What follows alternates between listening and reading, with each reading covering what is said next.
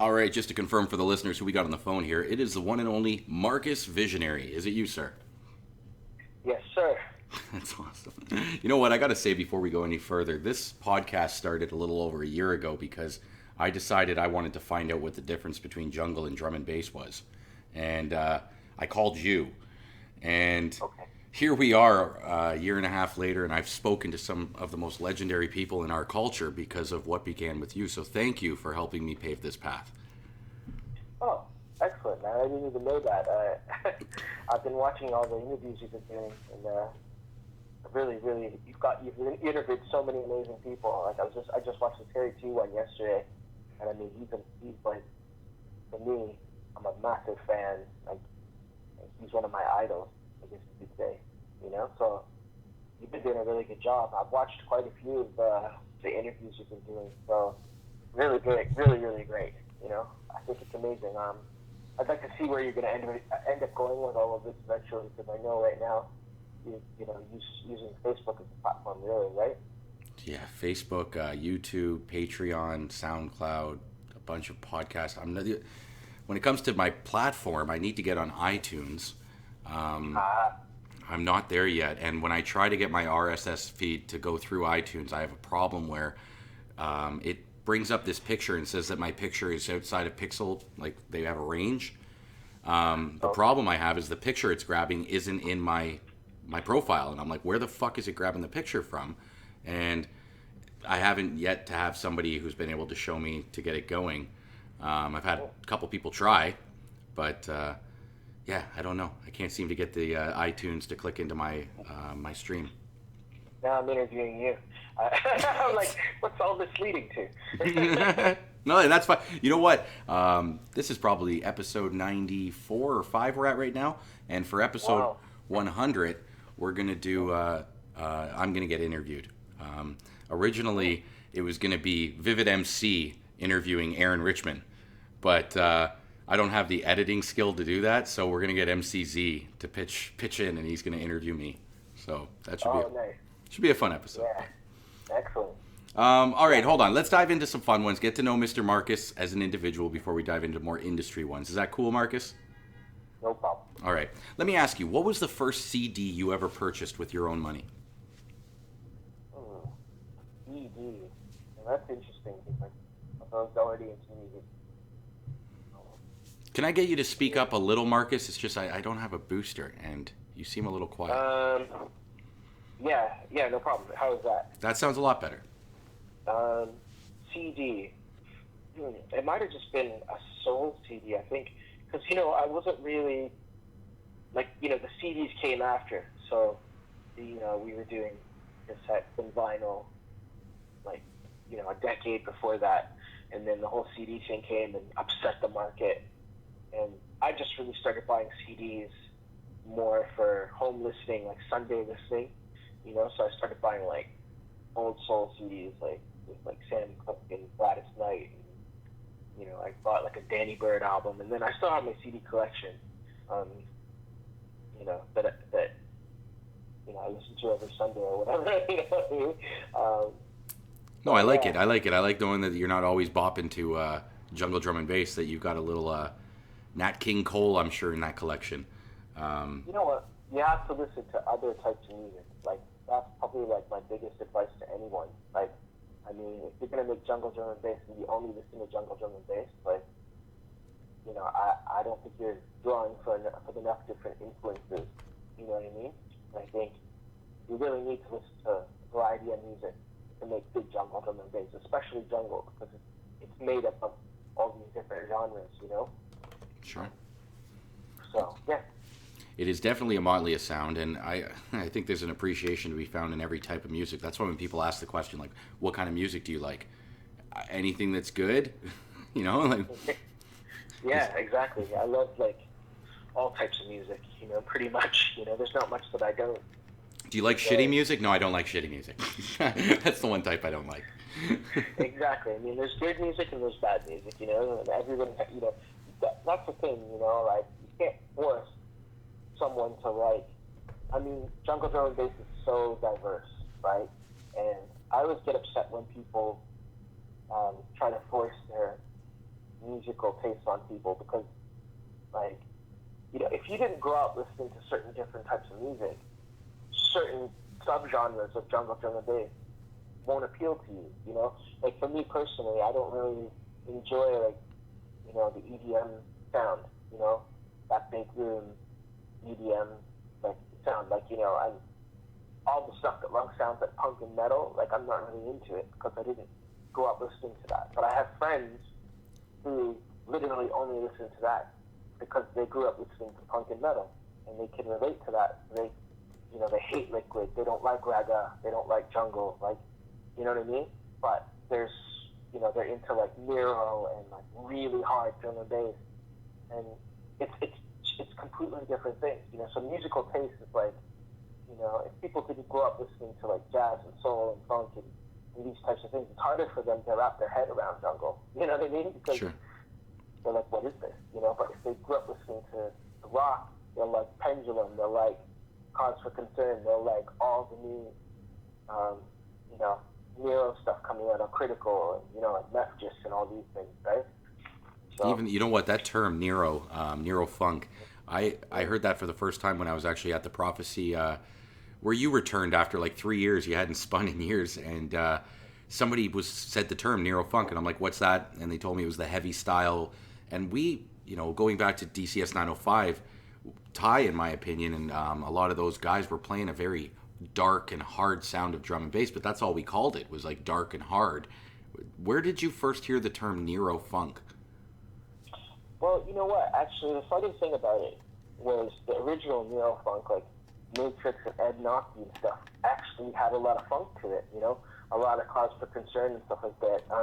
It was just sort of like, I don't really know who applied the term Nero funk, like, I can't, you know, but I remember around that period where Cause for Concern was really big, and Bad Company, and, you know, Ram Trilogy, you know, Ram was putting up some of that style.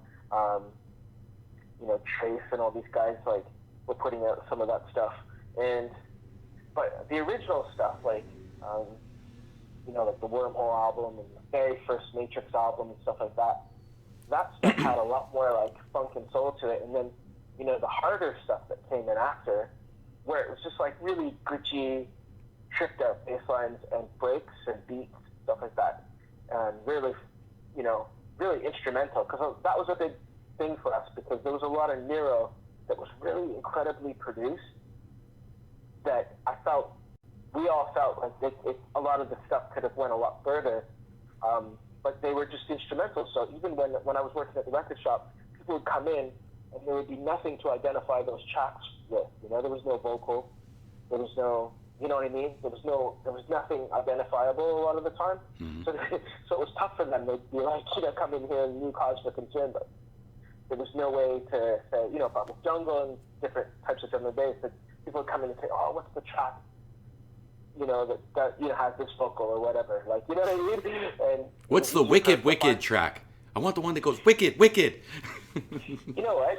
Even that, it's like, you know, something like 31 seconds. It's like something identifiable, Sure. right? But, you know, because you know, that's the thing. The Nero sound really had, like, it had a period. And we remember when it started to disappear, and we felt like it was because of that. It was like, you know, it didn't have that staying power because, you know what I mean? Like, most, like, drum and bass will have, like, you know, hooks are important in music, period. You know what I mean? And so a lot of the rolling stuff, you know, and a hook could be just like a movie sample. It could be, you know, an R&B vocal, a reggae vocal. It could be just like a little something to say that track, you know. And I think it's important for a lot of music to have that. Now, it doesn't have to be, because if you have a wicked bassline groove, you don't necessarily need to have it. Like, but you know, those are like 1 in 10. Most tracks are identifiable by something. You know You know what? When when I think of the sound of Nero, when it first, like, you went way back, and I can get what you're talking about, but when I think of the real hard stuff, I think of like Evil Intent or Noisia, that little era of breakout. Do you get what I mean? Oh, for sure. Yeah, I mean, Noisia, I guess, is probably the best example, because they've taken it so far, and everyone just, you know, hails them for their production value, and and and also too, they make songs as well, right? Like they've kind of taken it a lot further. I think, you know what, they'd be probably a great example of giving it something identifiable, in each song. Because like there was a lot of really great girl, but it was just beelining beats sometimes, and it was so sparse. And I think that's why a lot of it didn't break through, like, you know what I mean? As being like, some of the bigger tracks, But you know what? Once again, that's not my lane. So some people might have a different opinion, Sure. But we're not interviewing them today, Marcus. We are interviewing Mr. Visionary. Yes. Okay, let me ask you this, because I know he's a man you work very close with, or I know you used to at least. A question I was going to bring up Dave, but what I want to say first is a question I ask a lot of people is, do you think it's important for a producer to be a DJ to be successful? And then I turn to you as an example in your relationship with Dave. Would you say that it's a unique tandem, or I guess a positive synergy, the way that you work with the Nemesis in promoting the songs he creates? Well, Dave and I, we don't work together anymore. Okay, see? No, I did not know that. Yeah, like we haven't been together for, man, it's been over a decade now. Has it been that long? Yeah. And here's the thing is that I did songs, I contracted you guys to do work for my albums back then. And so then, okay, let me ask you then, let's go back. We don't have to talk about why you guys don't work together, but when you were working together, would you say that you provided a good conduit, I guess, for his music to make it to the mainstream without him having to be a DJ? Well, remember, we produced those songs together. For sure. And it was just him being producer. You know what? I don't know if that quite fits our relationship. But Dave basically, he wasn't a DJ. When he performed that, he would do like live PAs here and there, Gotcha. But yeah, it's been years since we worked together. He's doing his thing now, though. He's working with like Slip and Slide, and I know he's doing some stuff with A2. He's been back in the game. Well, then let me ask you then, like leaving Dave out of the question then, do you think it's important for a producer to also be a DJ to be successful? Well, you see, in this climate, it's kind of like, from a financial perspective, if you make music, right, streaming and selling of music, you make very little, right? And I'll be honest with you, from my perspective, when I make music now, I'm not thinking about making money off of that music. I'm thinking about my music allows people to be like, okay, you know what, he's contributing something to the thing that he loves. And it kind of gives you an identity, and it's part of your whole product, These are the dub plates that you're going to hear when you go out to see this person. Or it's just sort of like a continuation of your legacy. But really and truly, it's a means to get gigs, because that's where most of the successful producers and DJs are making their money. You know what I mean? You make music, like a lot of us make music. We make music for us, but it's all part of your branding. And then, from the music that you put out, you're like, oh, a great example is like Kings of the Rollers and Serum and all these guys. They put out music, and then they get bookings. And from the bookings, they get money. Because remember, it's the business, and I've been full-time in this since, 1992, So... You're an old man, Mr. Marcus. Huh? I said you're an old man. Well, geez, man, thanks. Seasoned, Yeah, well seasoned. I've been playing music since the mid-'80s, so I'm definitely up there, No, and I was joking. Compared to some of the guys I talked to, you're a baby. But you don't know how old I am, do you? Well, I'm not. We'll talk about that off record. But I did just talk to Fats, who's 61, Navigator, who's 56, and Decline, who's 55, I believe. Wow, I didn't know Yukon was had I that think much so. age. Here's the thing, like based on his past, that's why I'm putting it together. He could be mad at me for saying that. He could be 49 and Mm, I'd be shit. mm, But yeah, they're all older guys. Marcus is my point. So yeah, I'm only 35, so I'm a real baby. But yeah, you know what? Navi actually brought up a good point. He was saying, the people that used to watch him when he was, 30 and they were 20. Now he's 55, they're 45, and he's like, they yeah. can't even keep up with me because they're all worn out. He's like, I got to go party with the 20-year-olds because these guys are all worn out. You know what? Taking care of yourself is essential. Like, I don't drink, I don't do drugs, I've never been into any of that. I don't really party too much, so it's like, I was talking to Flipside a couple of days ago, and he was saying, you're lucky because, you've managed to stay looking relatively young, which is kind of important in this industry, right? Because age is becoming a thing now. Sure.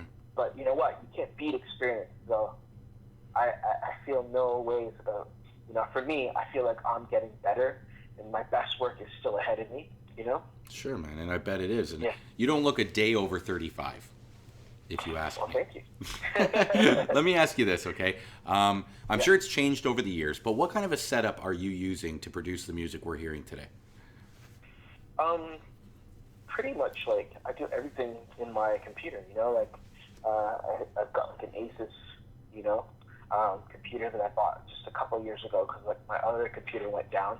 I'm a PC guy because one of my friends who is a real studio nerd. He builds computers, um, and he helps me put all my programs and plugins and get my memory up and all that. He helps me maintain my machine.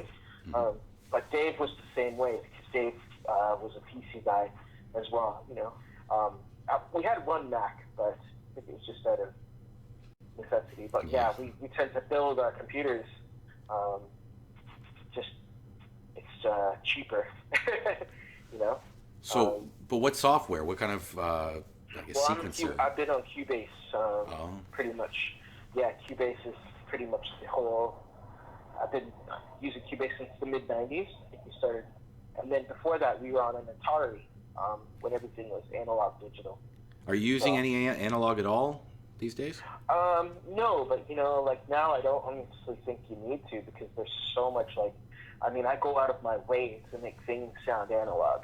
You can if you want to. You can, I know a lot of people, but a lot of people just end up sampling the analog instrument and then putting it into their digital, So there's so many different ways to muddy and distort and give something that analog sound now within a digital format. And I find if you don't, your music doesn't sound very warm, anyways. So they have plugins just for that.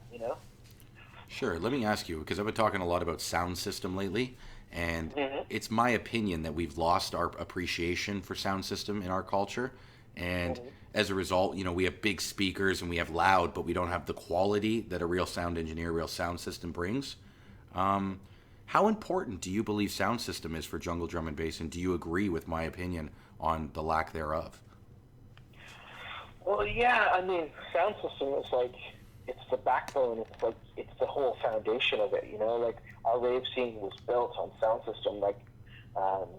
We used to rent our sound system from this guy named Barry Booth, and he used to run a sound called TKO, and they were really popular. And then there was George Shakedown Sound that we used to rent from as well. And then there was, some people used to rent from Sunshine Sound, which was one of the very first sound systems in the city. So sound system and that whole tradition was from Jamaica. The boxes that they were using mainly back then were Serwin Vega, and we would always overdo it. I remember we had 36 bass boxes at Lunatic Fringe for one room, you know? So it was for all of the 90s, sound system. Well, what happened to that, Marcus? Why did we stop doing it? Is it Mel Lastman happened. you think the mayor of Toronto? Because you think this is a Toronto issue, and it's only because the mayor pulled out of the government buildings? What you're talking about in Toronto, yeah, from basically if you're talking about Toronto, but it's happened to a lot of cities. basically that rave legislation that clamped down on us going into warehouses and pushed us all into the clubs. Like when we all went into System and Turbo and Government and all these nightclubs, that was because of the rave legislation. It was after that one big Cyrus party that was outdoor. I think they had like 17 or 18,000 people. Basically, they implemented the crackdown, right? So. But here's my question to that is that I understand that's why we moved into those buildings, but why did we stop bringing our sound systems? Was it just because they had one already, so we may as well just use theirs? Well, the great thing is, and this is the thing, people forget that we had a really great club period as well. Sure. Because when we finished doing the mobile sound system things at the raves, we moved into like Turbo, and the first thing that they did was put in an incredible sound system in the upstairs and in the downstairs. Yeah. And then System Soundbar was called System Soundbar for a reason. Like, Oren really worked with us. Like, we would go in, and I remember when we were tweaking that system, and he would say, come in and have a listen. And we'd be like standing at different parts of the room, and he really gave it, he really cared, He'd be like, okay, there's no sound over here, and we're missing something over here. And we tweaked it to the point where, those clubs, they really, really were incredible. Government, obviously, we know they brought in the sound designer from New York City to build that system. The same guy who built like Paradise Garage and all these like famous clubs. They used to have tweeters hanging from the wall, the ceilings, and stuff like that. So the nightclubs that took over after the raves brought in incredible sound systems. Right now, where everything kind of went wrong is when around 2008, when dubstep came in, and all the club district basically got closed down because they wanted to build condos. Mm-hmm. That was the beginning of the destruction of culture in the city of Toronto, because basically now you've got these little bars and stuff. They don't want you to bring in a sound system,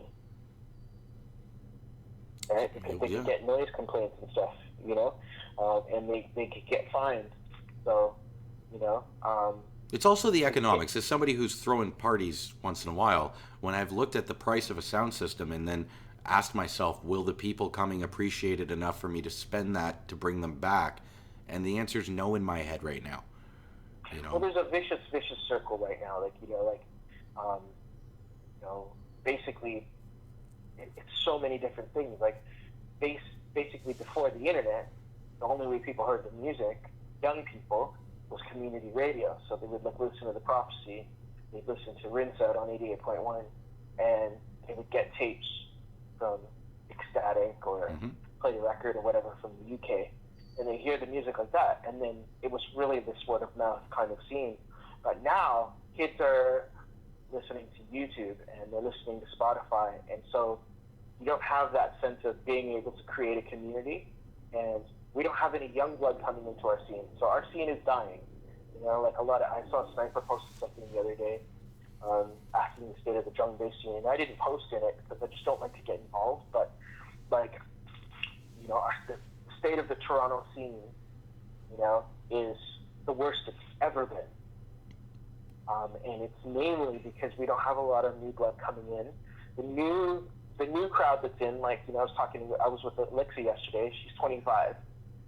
And they're the last group of people coming into the scene, Basically, the younger kids are going to Ever After, and Ever After, in all these festivals, they're not promoting jungle. They don't give a fuck about jungle.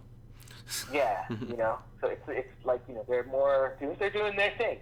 They're doing their house and their techno, and so that's so that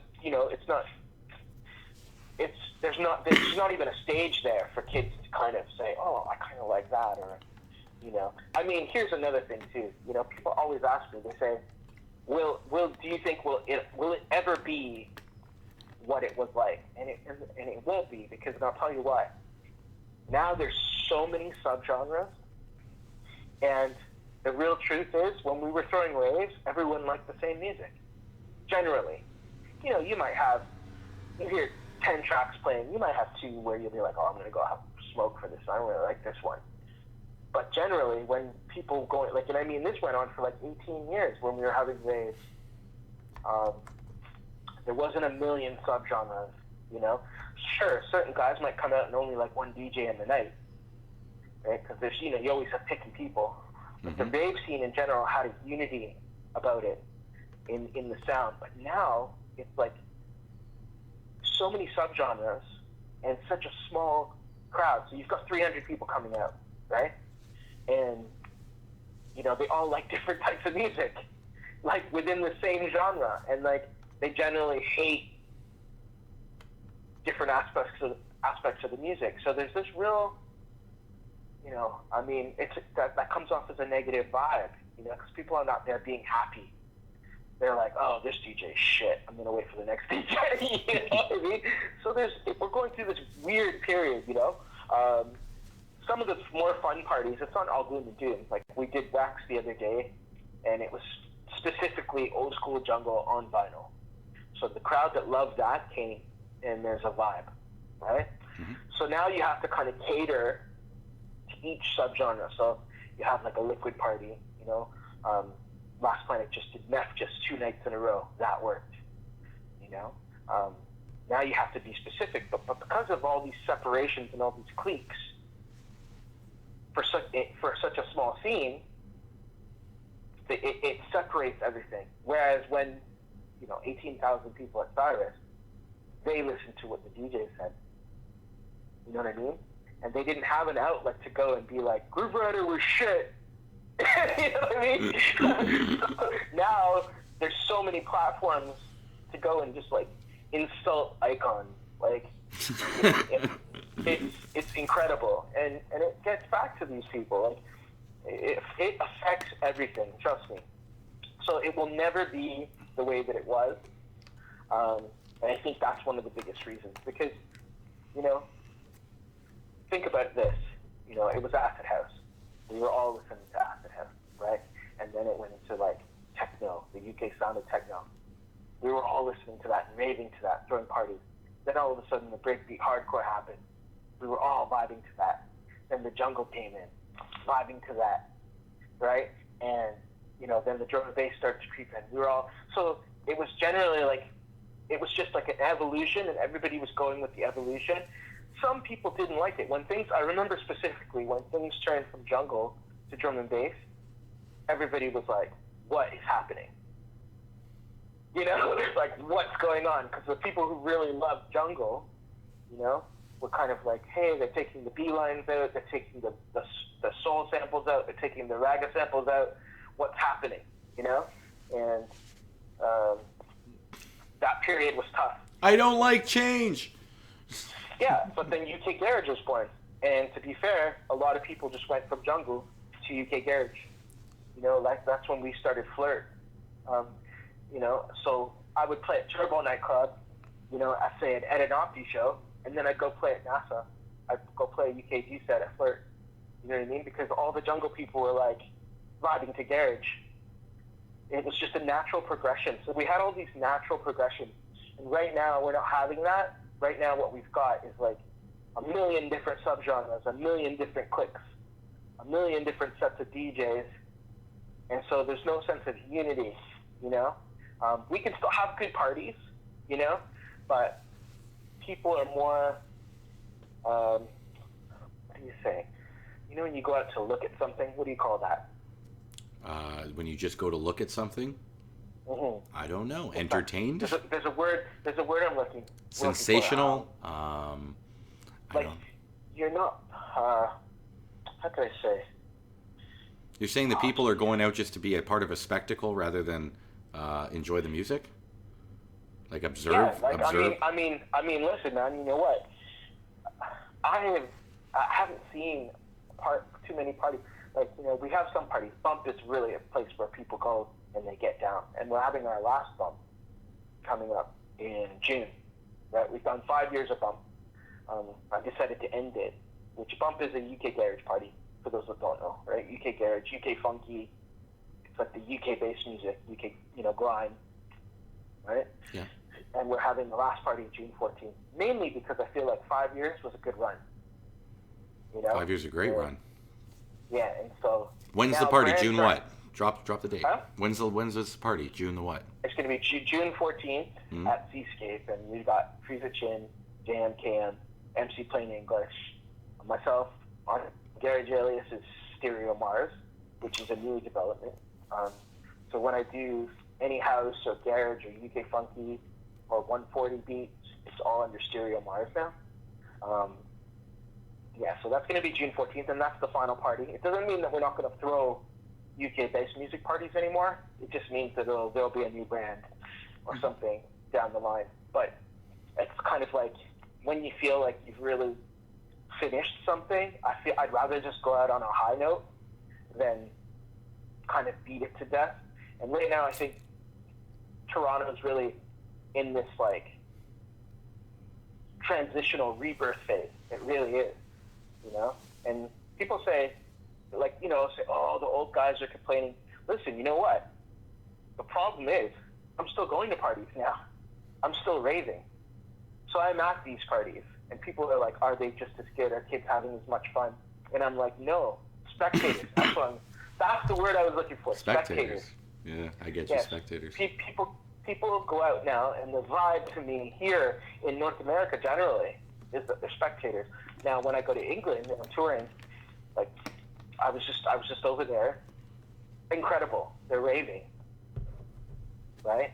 And there's always like a dominant sound in drum and bass in the UK happening, and everyone sort of follows that dominant sound. So and that's why there's that unity, So if you go to all these different festivals, you're gonna hear that sound. Guys like Randall really carry that torch for new music, and they shape the sound and people follow them, and it's great. So we've lost a little bit of that here in Toronto because, people will be like, oh, I don't like that. It was like you literally don't like modern drum and bass, That's what it is, like, because drum and bass is kind of like, it moves really quickly, right? And it'll have a sound, or like, how can I say it? Yeah, we'll just have a vibe and a certain sound for 3-4 months, and then 6 months, and and then it'll switch into something else, and that sound will start to dominate. You know what I mean? It's always changing, and so some people are just like, over here, what I'm finding is people are like, they just don't like that modern sound at all, And I don't want to go too far off on this, but have you ever heard the argument of gentrification in the evolution of jungle drum and bass? Well, I think gentrification has a lot to do with, club culture in general in Toronto, for sure. I mean, if you go to the club district, it's condos now. Well, to be honest, I think the definition of the word is being loosely thrown there. It's not necessarily just the gentrification of the club district. What people were saying was that the areas that jungle came out of, the ghetto areas, if you will, gentrification has occurred, displacing those people, and therefore the people now making the music are trying to imitate something they know nothing about. Well, yeah, I mean, I think, that's tricky. That's a tricky one, because you can listen to all types of music. Like say you grew up listening to reggae, right? Doesn't matter what color you are or where you're from. But then you start making jungle. Well, then guess what? You're gonna have that history. But yeah, I do agree. There are a lot of people making jungle who don't listen to dub, who don't like dancehall, who don't like reggae, and I find that always a bit strange. Like for me personally, but this is the world, right? Right, exactly. All I say is like, do your research, because like to me it's like you have a lot of know-it-alls out there that don't know anything at all. You know what I'm saying? No, that's truth, man.